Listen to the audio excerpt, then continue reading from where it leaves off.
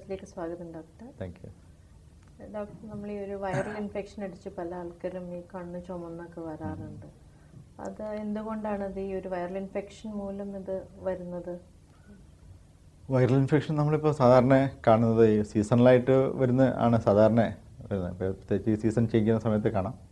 അല്ലാതെ ഇവിടെ നമ്മുടെ ഒരു ഫ്ലോട്ടിംഗ് പോപ്പുലേഷൻ ആയത് കാരണേ പല സ്ഥലത്തും പല നാട്ടിലും പല സീസണിലും വരുന്നതുകൊണ്ട് അവിടെ നിന്നെല്ലാം ഇത് ഇമ്പോർട്ട് ചെയ്ത് വരും പല നാട്ടിൽ നിന്ന്. അതുകൊണ്ട് എല്ലാ കാലത്തും നമുക്കിവിടെ കൂടുതലായിട്ടും ഈ വൈറൽ ഇൻഫെക്ഷൻ, അത് ചെങ്കണ്ണ് കാണാറുണ്ട്. വൈറൽ ഇൻഫെക്ഷൻ എന്ന് പറഞ്ഞാൽ പല ടൈപ്പ് വൈറൽ ഇൻഫെക്ഷൻ ഉണ്ട്, ഒരേ വൈറസ് അല്ല എല്ലാ സമയത്തും.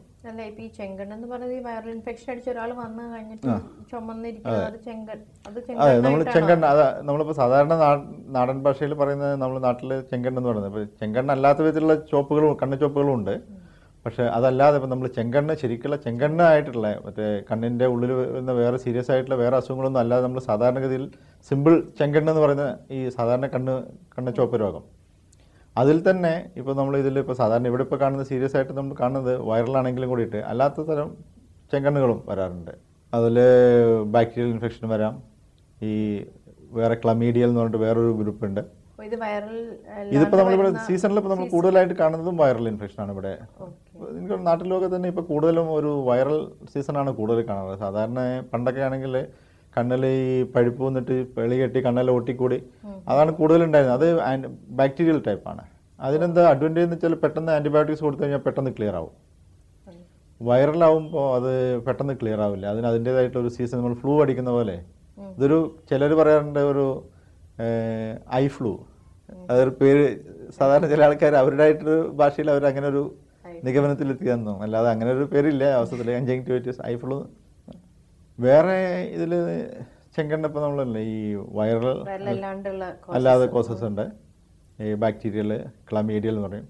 ക്ലമീഡിയൽ എന്ന് പറഞ്ഞാൽ ഈ ട്രക്കോമ എന്ന് പറഞ്ഞിട്ട് അത് one of the leading causes of blindness.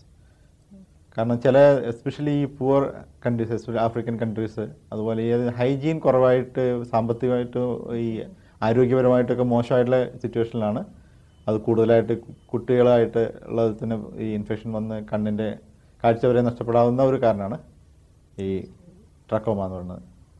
ഈ ട്രക്കോമൻ്റെ വേറൊരു വകുപ്പുണ്ട്, സെക്ഷുവലി ട്രാൻസ്മിറ്റഡ് ഡിസീസ്. അത് സെക്ഷുവൽ ഡിസീസായിട്ട് വന്നിട്ട് അതിൽ നിന്നും കണ്ണിലോട്ട് ഇൻഫെക്ഷൻ ട്രാൻസ്ഫർ ചെയ്യുന്ന ഒരു കോസസ് ഉണ്ട്. അതിന് ഇൻക്ലൂഷൻ കൺജങ്ക്റ്റിവൈറ്റിസ് എന്ന് പറയും.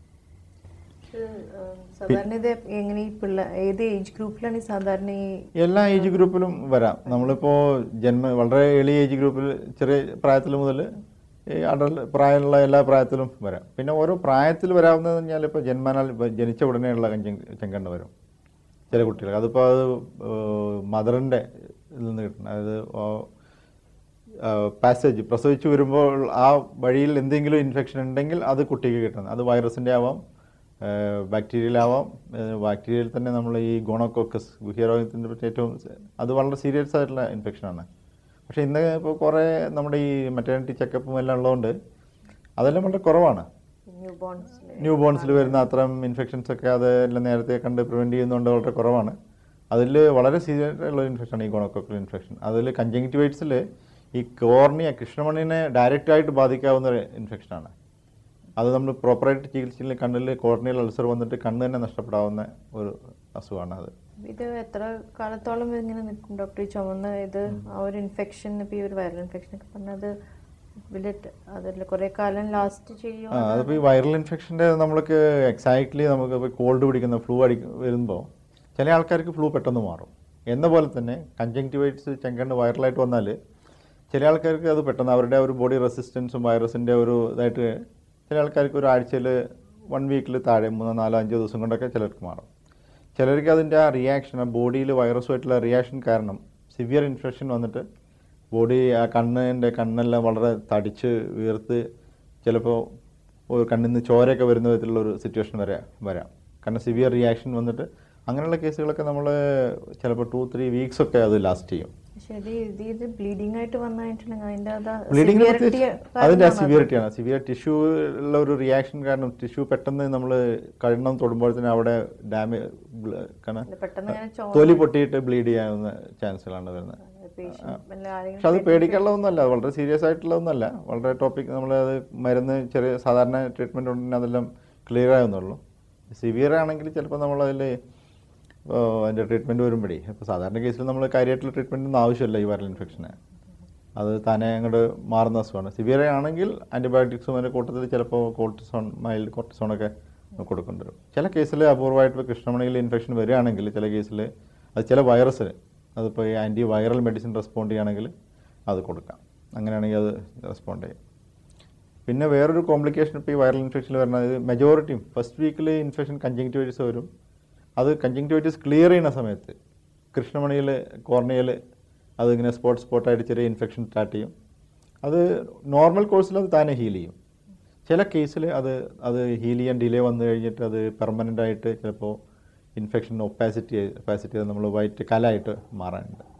ഏർലി സ്റ്റേജിലാണെങ്കിൽ ഈ കലയെ നമുക്ക് മൈൽഡ് കോർട്ടിസോൺ യൂസ് ചെയ്യുകയാണെങ്കിൽ അത് നിശേഷം ട്രീറ്റ് ചെയ്യാവുന്നതാണ്. ചില കേസിൽ ഡിലേ വന്നു കഴിഞ്ഞാലാണെങ്കിൽ ചിലപ്പോൾ അത് പെർമനൻ്റ് ആയിട്ട് ഒപ്പാസിറ്റിയും കാഴ്ചനെ ബാധിക്കാവുന്ന വിധത്തിലൊക്കെ സീരിയസ് ആയിട്ടുള്ള പ്രോബ്ലംസ് ആയിട്ട് മാറാനും സാധ്യതയുണ്ട്. കോംപ്ലിക്കേഷൻസ് ആയിട്ട് ഇങ്ങനെ വരാവുന്നതാണ്, സൈഡ് എഫക്റ്റ് ആയിട്ട് ഇങ്ങനെ വരും. അപ്പോൾ ശരിക്കും നമ്മൾ ആ ഒരു പ്രോപ്പർ കെയർ കൊടുത്തില്ലെങ്കിൽ ചില കേസിൽ അത് ഒരു പെർമനന്റ് ഒപ്പാസിറ്റി ആയിട്ടും കാഴ്ച ഇതുമൂലം ഇതിപ്പോൾ ശരിക്കും നമ്മൾ നോക്കിയില്ലെങ്കിൽ കോംപ്ലിക്കേഷൻസ് വേറെ. എസ്പെഷ്യലി ഇപ്പോൾ നമ്മൾ ഈ ഗോണോകോക്കൽ എന്ന് പറഞ്ഞത് ഒരു വലിയ സീരിയസ് ആയിട്ടുള്ള ഇൻഫെക്ഷനാണ്. ആക്ച്വലി അത് നമ്മൾ ജെനിറ്റൽ ഈ സെക്ഷലി ട്രാൻസ്മിറ്റഡ് ഡിസീസാണ്. അത് പ്രോപ്പർ ടൈമിൽ ആൻറ്റിബയോട്ടിക്സ് കൊടുത്ത് ട്രീറ്റ് ചെയ്തില്ലെങ്കിൽ അത് കോർണിയൽ പെർഫറേഷൻ കണ്ണിന് നഷ്ടപ്പെടാവുന്ന വിധത്തിലുള്ള ഇതാണ്. പിന്നെ വൈറൽ ഇൻഫെക്ഷനിൽ പിന്നെ ഹെർപ്പിസ് സിംപ്ലെക്സ് എന്ന് പറഞ്ഞിട്ട് ഉണ്ട്. അതിൽ ഈ കോർണിയൽ ഇൻഫെക്ഷൻ വരാം.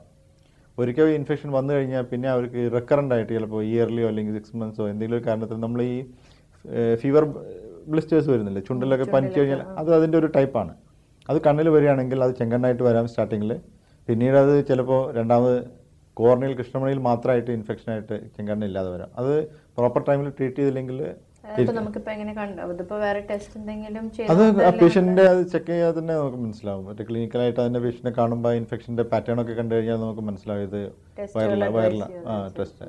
ബാക്കി നമ്മളൊരു ലബോറട്ടറി ഇൻവെസ്റ്റിഗേഷൻ ഒന്നും വല്ലാണ്ട് അതിന്റെ ആവശ്യം വരാറില്ല. കാരണം അങ്ങനെ ഡിഫറൻഷിയേറ്റ് ആയിട്ട് ഇപ്പൊ നമുക്കിപ്പോ ഒരു പേഷ്യന്റ് വരുമ്പോൾ ഇപ്പൊ ഈ ഒരു കണ്ണില് ഈ ബ്ലിസ്റ്റേഴ്സ് ഇതൊക്കെ ആയിട്ട് വരുമ്പോൾ നമ്മൾ റൂൾ ഔട്ട് ചെയ്യാൻ എന്തൊക്കെ ടെസ്റ്റ് ആണ് ഇതിന്? റൂൾ ഔട്ട് നോർമലായിട്ട് ക്ലിനിക്കൽ പ്രാക്ടീസിൽ അതിന്റെ വലിയ വൈറൽ കൾച്ചറും ഒന്നും നമുക്ക് അത് അവൈലബിൾ ഇല്ലാത്തതുകൊണ്ട് പിന്നെ വൈറൽ ആന്റിബോഡീസ് ഒക്കെ വേണമെങ്കിൽ ഡിറ്റക്ട് ചെയ്യാം. പക്ഷെ അതിൽ നോർമലി അതിനൊന്നും സമയം എടുക്കാറില്ല. സാധാരണ ക്ലിനിക്കൽ ടെസ്റ്റ് തന്നെ നമ്മൾ ക്ലിനിക്കൽ ആ പേഷ്യൻ്റെ അപ്പിയറൻസും അതിൻ്റെ പ്രസൻറ്റേഷനൊക്കെ വെച്ചിട്ട് തന്നെ നമുക്ക് മോസ്റ്റ് ഓഫ് അതിനെ ട്രീറ്റ് ചെയ്യാവുന്നതേ ഉള്ളൂ നോർമലായിട്ട്.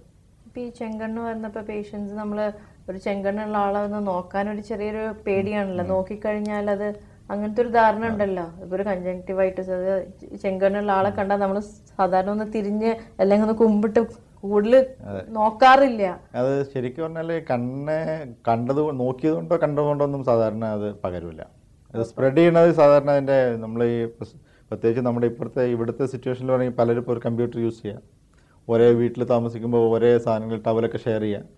അങ്ങനെയൊക്കെ വരുമ്പോൾ ഇത് ടവൽസ് വഴി അല്ലെങ്കിൽ ബെഡ് പില്ലോസ് ഇതിൽ കൂടെയൊക്കെ നമുക്കത് ഇതിൻ്റെ സെക്രീഷൻസ് കയ്യിലോ അങ്ങനെയൊക്കെ ആയിട്ട് ഡയറക്റ്റായിട്ട് നമ്മുടെ കണ്ണിലോട്ട് വരികയാണെങ്കിൽ പിന്നെ അതിൻ്റെ കൂട്ടത്തിൽ ഈ വൈറൽ ഇൻഫെക്ഷൻ കൂടുതലും അതിൻ്റെ ചുമയോ തൊണ്ടവേദനയോ ഒക്കെ ഉണ്ടാവും. അങ്ങനെ ആകുമ്പോൾ കോഫ് വഴി അത് നമുക്ക് അതിൻ്റെ ഡ്രോപ്ലെറ്റ്സ് ആയിട്ട് ഇങ്ങനെ എയർബോൺ ആയിട്ട് സ്പ്രെഡ് ചെയ്യാം.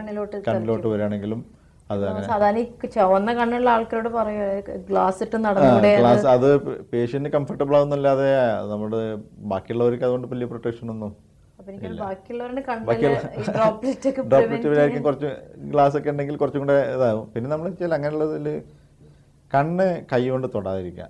കൈ ക്ലീൻ അല്ലാതെ ഹൈജീനാണ്. നമ്മൾ ഹൈജീനാണ് ഇതിൽ ഈ കോണ്ടാക്റ്റ് ഉള്ള ആൾക്കാരെ വന്നു കഴിഞ്ഞാൽ നമ്മൾ കണ്ണെപ്പോഴും ഇങ്ങനെ കണ്ണോടൊക്കെ തൊട്ട് ക്ലീൻ ചെയ്ത് അത് അവോയ്ഡ് ചെയ്യുക എപ്പോഴും. പിന്നെ ഫ്രീക്വൻ്റ് ആയിട്ട് ഇടയ്ക്ക് നല്ല പ്ലെയിൻ വാട്ടറിൽ കണ്ണ് കൈയെല്ലാം കഴുകിയതിന് ശേഷം അതും ക്ലീൻ ചെയ്തിട്ട് കണ്ണ് കഴുകി വൃത്തിയാക്കുക. അല്ലാതെ പ്രത്യേകിച്ച് ഡ്രോപ്സ് ഒന്നും ഇട്ടിട്ട് ക്ലീൻ ചെയ്യേണ്ട ആവശ്യമൊന്നുമില്ല. നോർമൽ കോൾഡ് വാട്ടർ വെച്ച് ക്ലീൻ ചെയ്യാവുന്നേ ഉള്ളൂ.